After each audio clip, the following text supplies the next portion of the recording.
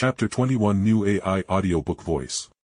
Funny enough, Black Canary's idea of a relaxed place to talk was on the nice, padded leather chairs in the library, or maybe she just thought that the leather chairs would substitute for the typical leather chairs used in an actual therapist's office. So how do you feel about the hero work you and the rest of the team been doing?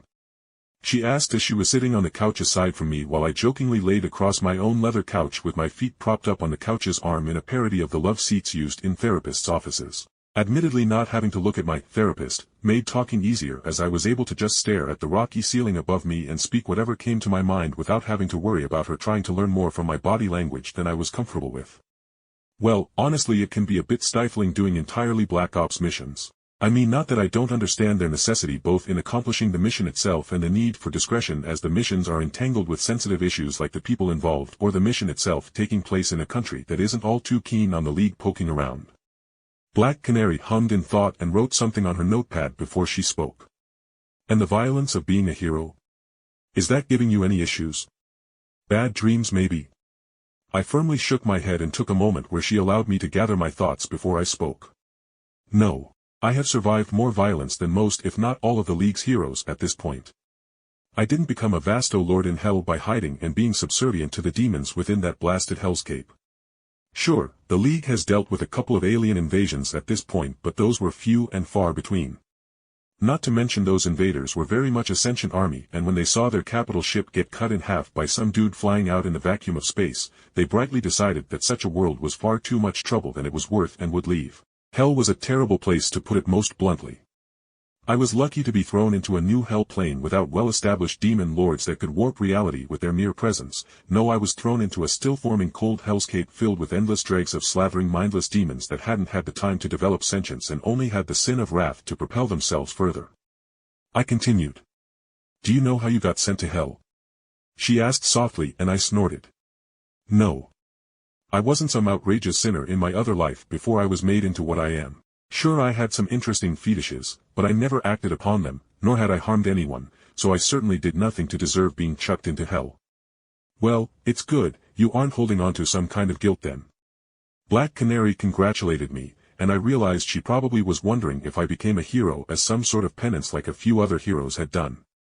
Then she asked me another question. Do you have any particular goals or a hobby to work on? Frowning, I couldn't help but realize that no, I didn't really do much other than be a gym rat with Superboy or watch TV with other team members, nor had I planned on doing anything until the magical community of the League helped me get something so I could rejoin the living world in its entirety. Well, I had a plan to go on a bit of a training trip after the League's magic group hooked me up with something, so every time I grab something people don't scream, ghost, or something, I said, making her chuckle at the thought. Yes, such a thing reminds me of when Martian Manhunter had an episode where he went around invisibly destroying a whole city's light bulbs due to the fear of the fire within each bulb.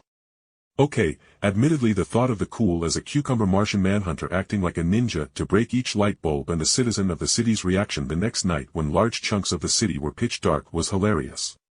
You do plan on rejoining the team when your training is over, right? And more than that, how long will you be training? She questioned as she quickly made notes, obviously about my plans to do some training, which wasn't unexpected as I had no mentor like the other team members did.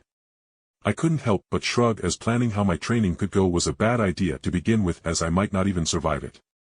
Well, considering I was planning on going to another dimension, maybe even hell, so I could truly train without limits, and how time passes differently between realms. I cannot say when I could be back.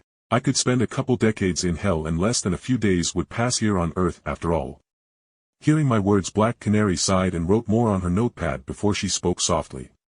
What's the time dilation between hell and Earth? I chuckled and shook my head as I responded. Yeah, it's about 1 minute here on Earth to each day in hell. Of course, keeping track of the days in hell is impossible, as at least the part 1 was and only had a sliver of light on the horizon that never changed, to show how no matter how long you waited in hell the sun would never rise on your situation. Black Canary dryly responded. Yes, I am quite sure that's good for your morale. Why go to hell for high-intensity training? Do you believe the League doesn't have such facilities, or do you have another reason? Hearing her question, I knew I couldn't just say, oh yeah, I want to go to hell and devour the nascent evil beastly souls of monsters I slayed. So, I simply answered with a partial truth.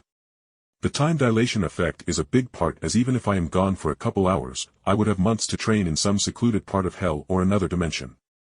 Honestly, I may just skip going to hell and instead go to the Fey realms, as I had images of it in my head from the comics that I instinctively felt my Gargantic could connect to. And in such a realm I could instead just get my own enchanted stuff, and frankly, there is plenty of scum of the world things that the League wouldn't bat an eye at me ripping their head off if they even learn of my actions.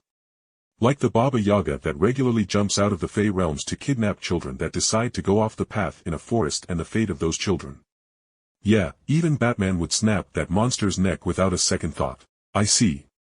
She muttered, trailing off as she finished writing some notes, and then she slapped the notebook closed after she checked a small wristwatch that blended into her gloves. Well, I am out of time for now, Jake. If you need to talk, I will happily make some time. And most importantly, before you leave this dimension or even this planet, please let the League know. I nodded, honestly glad for her care in wanting to watch out for me. Not a problem at all. Alright, I am heading out. Have a nice day, Jake. Black Canary said as she strode from the library, and I couldn't help but realize how nice and supportive the lady was. That I hated to see her leave, but I certainly loved her to go in those stockings.